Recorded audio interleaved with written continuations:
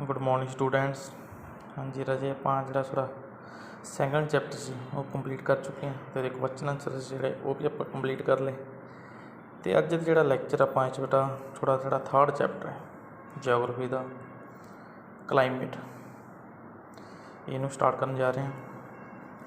First of all ਆਪਾਂ ਨੂੰ ਜਿਹੜਾ ਕਲਾਈਮੇਟ ਹੁੰਦਾ ਕੀ ਠੀਕ ਹੈ ਇਹਦਾ ਮੀਨਿੰਗ ਕਲੀਅਰ ਹੋਣਾ ਚਾਹੀਦਾ। ਜਿਹੜਾ ਟੌਪਿਕ ਦਾ ਟਾਈਟਲ ਹੈ ਕਲਾਈਮੇਟ। कई बच्चे क्लाइमेट एक वर्ड तुसीं होर सुनिया होगा वैदर दोनों सेम आप कहते सेंस लै जाने दोनों सेम वर्ड सुनते हैं पर इन्होंने काफ़ी ज़्यादा आप कहते डिफरेंस है। फस्ट ऑफ ऑल आप जो इन्हों का डिफरेंस है अज पहला वो समझना पऊगा वैदर तो क्लाइमेट। देखो क्लाइमेट आप कह सकते हैं मौसम ठीक है वैदर में भी आप मौसम कह दें बट फर्क की इन्होंने फर्क रह जी है भी जो क्लाइमेट है एक लॉन्ग पीरियड का मौसम होंगे ठीक है लंबे समय तक आप जिमें कह दें विंटर सीजन है ठीक है जो आप कह समर सीजन है वो गया क्लाइमेट। पर जो वैदर है वो डे बाई डे ठीक है चेंज हो टाइम टू टाइम चेंज हो देखते हैं ना। सुबह कई बार आप कह दें भी जी गर्मी घट है दोपहर में ज़्यादा है तो शाम को घट है कई बार बदलवाई हो गई वो हो गया वैदर ठीक है जो टाइम टू टाइम चेंज होता रहता।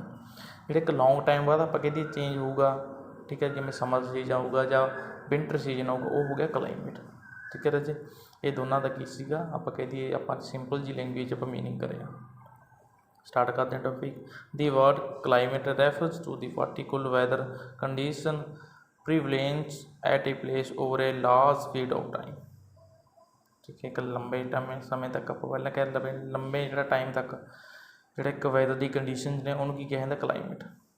एग्जाम्पल ने पर temperature the water content present in the flowing air at a place etcetera ठीक है वाटर एयर जो कितने वो सारे आप कहते लंबे समय तक। These weather condition are largely determined by three important factor like variation ठीक है जी आप कहते लंबे समय का कंडीशनस ने वैदर कंडीशन ने इन्होंने कि चीज़ा डिटरमाइन करदियां ने वेरीएशन ठीक है किस चीज़ in relief distance from sea distance from equator ठीक है ये चीज़ा की ने आप कहते इफैक्ट कर दी भी रिलीफ धरातल किदा का ठीक है डिस्टेंस कितना वह समुद्री एरिए तो या इक्वेटर तो कितनी दूर है area it very strongly effect man and his activity man भी आप कहते इफैक्ट कर दी है activity. India is vast country it is major physiographic zones peninsular location and position of the tropic of Cancer clearly affect its climate due to the wide variation in the surface feature of country.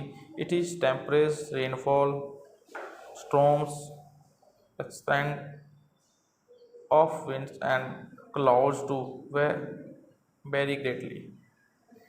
Regional differences की आप गल करांगे next with respect to temperature during winter while the temperature decrease to -45 degree Celsius below freezing point at Dras near Kargil in the great Himalaya it rise to above 20 degree Celsius at Chennai Madras in Tamil Nadu. देखो जो आप गल करते हैं विंटर चीज़ की ठीक है उस टाइम जोड़ा द्रास जोड़ा कि आप कहते कारगिल जम्मू कश्मीर से एरिया पैंदा हिमालय माउंटेन ठीक है एरिया उत्थे जो टैंपरेचर की होगा -45 उस टाइम जो आप गल करेंगे चेन्नई जो साउथ है ठीक है तमिलनाडु की आप कहते कैपीटल उत्थे जो टैंपरेचर कितना होगा 20 डिग्री।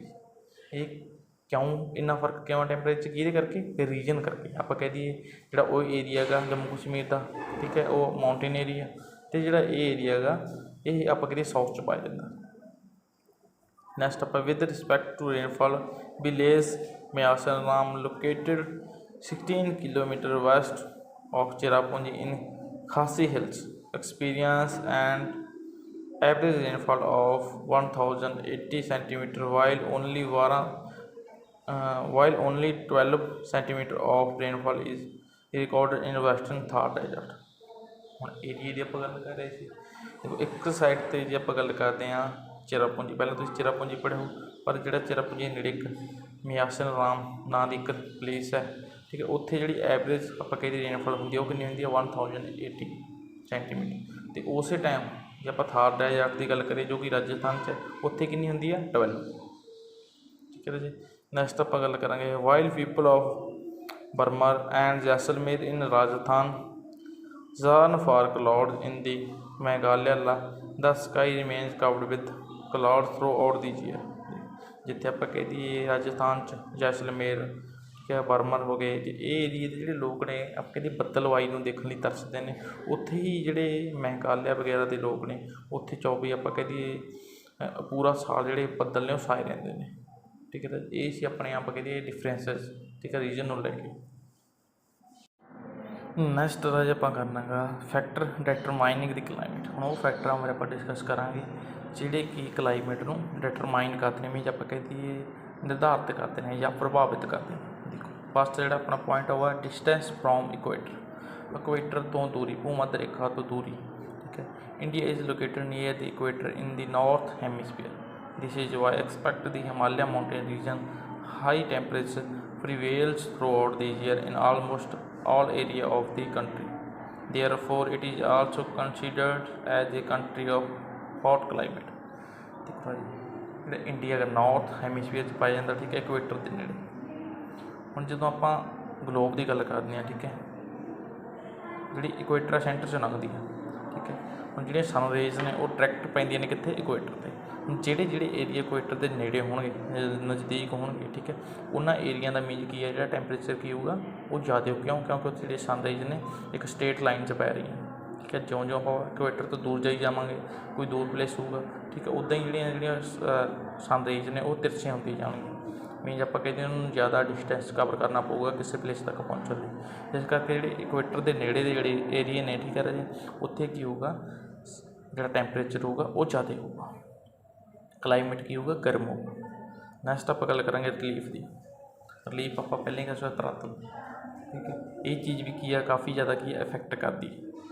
ਜਿੱਦਾਂ ਆਪਾਂ ਗੱਲ ਕਰਦੇ ਹਾਂ, ਪਹਿਲਾਂ ਆਪਾਂ ਗੱਲ ਕਰੀਏ, ਠੀਕ ਹੈ, ਵੀ ਮਾਊਂਟੇਨ ਏਰੀਏ। ਤੁਸੀਂ ਦੇਖਿਆ ਵੀ ਆਪਾਂ ਪਹਾੜੀ ਏਰੀਏ 'ਚ ਜਾਂਦੇ, ਮਾਊਂਟੇਨ ਏਰੀਏ ਜਾਂਦੇ, ਉੱਥੇ ਕੀ ਹੈ, ਜਿਹੜਾ ਮੌਸਮ ਹੈ ਠੰਡਾ ਹੁੰਦਾ।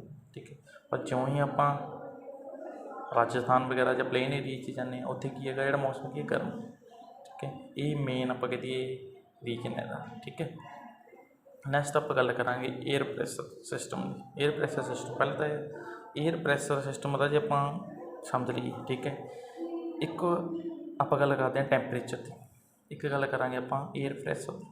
ਜਿਹੜਾ ਟੈਂਪਰੇਚਰ ਹੋ ਗਿਆ ਅਤੇ ਏਅਰ ਪ੍ਰੈਸ਼ਰ ਹੋ ਗਿਆ, ਇਹ ਦੋਵੇਂ ਇੱਕ ਦੂਜੇ ਦੇ ਕੀ ਆਪੋਜਿਟ ਹੁੰਦੇ ਨੇ। ਅਗਰ ਤੁਹਾਨੂੰ ਲੱਗਦਾ ਵੀ ਕਿਸੇ ਜਗ੍ਹਾ ਦਾ ਮੀਨਜ਼ ਟੈਂਪਰੇਚਰ ਜ਼ਿਆਦਾ ਹੈ, ਦੈਨ ਉੱਥੇ ਜਿਹੜਾ ਏਅਰ ਪ੍ਰੈਸ਼ਰ ਕੀ ਹੋਊਗਾ ਉਹ ਲੋ ਹੋਊਗਾ। ਠੀਕ ਹੈ, ਜੇ ਟੈਂਪਰੇਚਰ ਆਪਾਂ ਕਹਿੰਦੇ ਘੱਟ ਹੈ ਤਾਂ ਉੱਥੇ ਕੀ ਹੈਗਾ, ਏਅਰ ਪ੍ਰੈਸ਼ਰ ਉਹ ਜ਼ਿਆਦਾ ਹੋਊ, ਮੀਨਜ਼ ਇੱਕ ਦੂਜੇ ਦੀ ਕੀ ਹੈ ਉਲਟੂ। ਦੇਖੋ with the onset of summer season the sun rays started falling directly on the Tropic of Cancer in North Hemisphere, as a result of which the temperature of northern part of country started rising. ਠੀਕ ਹੈ, ਆਪਾਂ ਕਿਤੇ summer season 'ਚ ਜਿਹੜੀ ਸਨ rays ਨੇ north tropic of cancer 'ਚ ਪੈਂਦੀਆਂ ਨੇ। ਠੀਕ ਹੈ, ਇਸ ਕਰਕੇ ਉੱਥੇ ਜਿਹੜੇ ਟੈਂਪਰੇਚਰ ਆ ਉਹ ਵਧਣ ਲੱਗ ਜਾਂਦਾ, ਇਨਕਰੀਜ਼ ਹੋਣ ਲੱਗ ਜਾਂਦਾ। With the increase in temperature low pressure centre begin to form over the north Indian greater plain.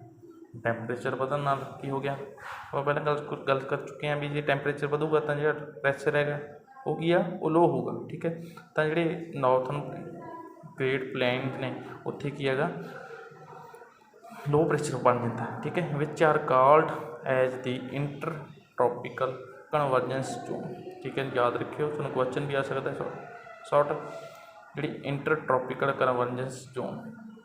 ਠੀਕ ਹੈ, ਕਿੱਥੇ ਹੁੰਦੀ ਹੈ ਇਹ, ਆਪਾਂ ਕਹਿੰਦੇ ਸਮਰ ਸੀਜ਼ਨ 'ਚ, ਜਦੋਂ ਜਿਹੜੀਆਂ ਸਨ ਰੇਜ਼ ਨੇ ਟ੍ਰੋਪਿਕ ਆਫ ਕੈਂਸਰ 'ਤੇ ਪੈਂਦੀਆਂ ਨੇ। During winter season these very plains ਆ areas get converted into high pressure zone. ਜਦੋਂ ਆਪਾਂ ਵਿੰਟਰ ਸੀਜ਼ਨ ਦਾ ਤਾਂ ਜਿਹੜੀ ਸਨ ਰੇਜ਼ ਨੇ ਉਹ ਕਿੱਥੇ ਪੈਂਦੀਆਂ ਨੇ, ਟ੍ਰੋਪਿਕ ਆਫ ਕੈਪਰੀਕੋਰਨ 'ਤੇ ਪੈਂਦੀਆਂ ਨੇ। ਦੈਨ ਇਟ ਮੀਨਜ਼ ਜਿਹੜੇ ਨਾਰਥ ਏਰੀਏ 'ਚ ਕੀ ਹੋ ਜਾਂਦਾ ਗਾ, ਮੀਨਜ਼ ਮੌਸਮ ਠੰਡਾ ਹੋ ਜਾਂਦਾ। ਹੁਣ ਮੌਸਮ ਜੇ ਟੈਂਪਰੇਚਰ ਡਿਕਰੀਜ਼ ਹੋ ਗਿਆ, ਇਟ ਮੀਨਜ਼ ਜਿਹੜਾ ਉੱਥੇ ਏਅਰ ਪ੍ਰੈਸ਼ਰ ਆ ਉਹ ਇਨਕਰੀਜ਼ ਹੋ ਜਾਊਗਾ। ਠੀਕ ਹੈ, due to the extreme cold condition while low pressure is created over the Indian ocean. ਠੀਕ ਹੈ, ਸਮਝ ਲੱਗੀ ਨਾ, ਮੀਨਜ਼ ਏਅਰ ਪ੍ਰੈਸ਼ਰ 'ਤੇ ਉਲਟ ਹੋਊਗਾ ਟੈਂਪਰੇਚਰ। ਇਹ ਸੀ ਆਪਣਾ ਅੱਜ ਦਾ ਰਾਜੇ। ਠੀਕ ਹੈ, ਜਿਹੜੀਆਂ ਚੀਜ਼ਾਂ ਇਸ ਤੋਂ ਬਾਅਦ ਆਪਾਂ ਇਹ ਵੀ ਡਿਸਕਸ ਕਰਦੇ ਹਾਂ ਸੀਜ਼ਨਲ ਵਿੰਡਸ। ਠੀਕ ਹੈ, ਜਿਹਨੂੰ ਮੌਸਮੀ ਪੌਣਾ ਕਹਿੰਦੇ ਨੇ, ਇਹ ਵੀ ਕੀ ਨੇ ਇਫੈਕਟ ਕਰਦੀਆਂ ਨੇਗੀਆਂ किस चीज़ ਨੂੰ ਟੈਂਪਰੇਚਰ ਨੂੰ ਆਪਣੇ ਨੂੰ due to the change in air pressure during summer and winter seasonal winds blow in the country. ਠੀਕ ਹੈ, ਦੋਨੇ ਸੀਜ਼ਨਾਂ ਜਿਹੜੀਆਂ ਇਹ ਆਪਾਂ ਕਹਿ ਦਈਏ ਵਿੰਡਸ ਨੇ ਆਉਂਦੀਆਂ ਨੇ। Winds blowing from sea to land for 6 months during the summer are hot and humid, whereas winds blowing from land toward the sea during 6 months of winter are cold and dry. The different seasons in the country are based on these winds only। ਦੇਖੋ ਰਾਜੇ ਹੁਣ ਕੀ ਹੈਗਾ 6 month ਲਈ ਜਿਹੜੀਆਂ ਇਹ winds ਨੇ ਆਪਾਂ ਕਹਿ ਲਈਏ ਲੈਂਡ ਏਰੀਏ ਤੋਂ ਸੀ ਵੱਲ ਚੱਲਦੀਆਂ ਅਤੇ 6 ਮੰਥ ਲਈ ਸੀ ਤੋਂ ਲੈਂਡ ਏਰੀਏ ਵੱਲ। ਠੀਕ ਹੈ, ਹੁਣ ਜਦੋਂ ਆਪਾਂ ਗੱਲ ਕਰਾਂਗੇ ਵਿੰਟਰ ਸੀਜ਼ਨ ਦੀ ਸਮਰ ਸੀਜ਼ਨ ਦੀ, ਉਸ ਟਾਈਮ ਕੀ ਹੋਊਗਾ ਰਾਜੇ ਜਿਹੜੀਆਂ ਇਹ ਵਿੰਡਸ ਨੇ, ਠੀਕ ਹੈ, ਉਹ ਕਿੱਥੋਂ ਚੱਲਣਗੀਆਂ ਸੀ ਤੋਂ ਲੈਂਡ ਵੱਲ 6 ਮੰਥ ਲਈ। ਠੀਕ ਹੈ, ਅਤੇ ਇਹ ਕੀ ਨੇ ਗਰਮ ਹੋਣਗੀਆਂ, ਹਿਊਮਿਡ ਹੋਣਗੀਆਂ, ਮੀਨਜ਼ ਇਹਨਾਂ 'ਚ ਨਮੀ ਜ਼ਿਆਦਾ ਹੋਊਗੀ। ਜਦੋਂ ਆਪਾਂ ਗੱਲ ਕਰਾਂਗੇ ਵਿੰਟਰ ਸੀਜ਼ਨ ਉਸ ਟਾਈਮ ਇਹ ਕਿੱਧਰ ਚੱਲਣਗੀਆਂ ਕੋਲਡ ਅਤੇ ਡਰਾਈ ਹੋਣਗੀਆਂ, ਕਿੱਥੋਂ ਚੱਲਣਗੀਆਂ ਸੀ ਆਪਣੇ ਲੈਂਡ ਏਰੀਏ ਤੋਂ ਸੀ ਵੱਲ।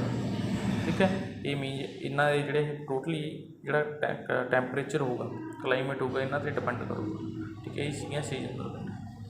ਠੀਕ ਹੈ ਰਾਜੇ, ਜਿਹੜਾ ਆਪਣਾ ਟੋਪਿਕ ਆਪਾਂ ਇੱਥੇ ਇਹਨੂੰ ਕੰਪਲੀਟ ਕਰਦੇ ਹਾਂ ਅਤੇ ਨੈਕਸਟ ਆਪਾਂ ਜਿਹੜਾ ਹੋਊਗਾ ਆਪਣਾ ਨੈਕਸਟ ਲੈਕਚਰ ਉਹ 'ਚ ਆਪਾਂ ਅੱਗੇ ਨੂੰ ਕੰਟੀਨਿਊ ਕਰਾਂਗੇ।